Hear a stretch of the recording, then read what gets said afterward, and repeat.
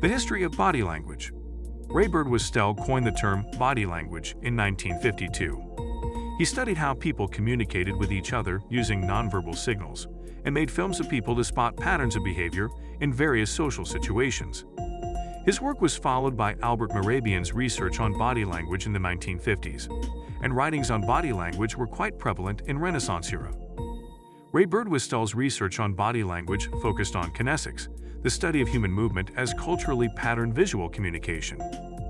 He conducted research in this field from 1950 to 1970, and his work was instrumental in understanding how people communicate nonverbally.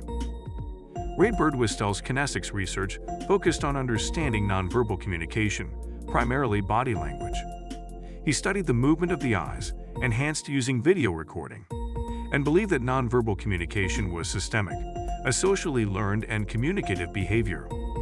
Albert Mehrabian is a professor emeritus of psychology at the University of California, Los Angeles. He has pioneered the understanding of communication since the 1960s and believes that there are three core elements in the effective face-to-face communication of emotions or attitudes: nonverbal signals, verbal content, and vocal intonation. He never claimed that 93% of our communication is nonverbal. The origin of the 93% nonverbal communication claim is a misunderstanding of research performed in the 1960s by Professor Albert Mehrabian and his colleagues at UCLA. The idea that 90% of communication is nonverbal has been debunked, but body language and first impressions can still heavily influence communication. Mehrabian's research found that communication is 55% nonverbal, 38% vocal, and 7% words only, not 93% nonverbal, as is often claimed.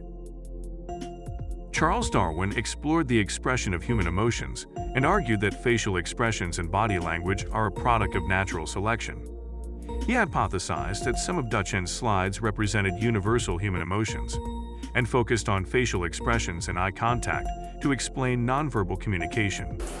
His book, The Expression of the Emotions in Man and Animals, links emotions to their origins in animal behavior, while allowing cultural factors only an auxiliary role in the shaping. Charles Darwin's book, The Expression of the Emotions in Man and Animals, was published by John Murray on 26 November 1872.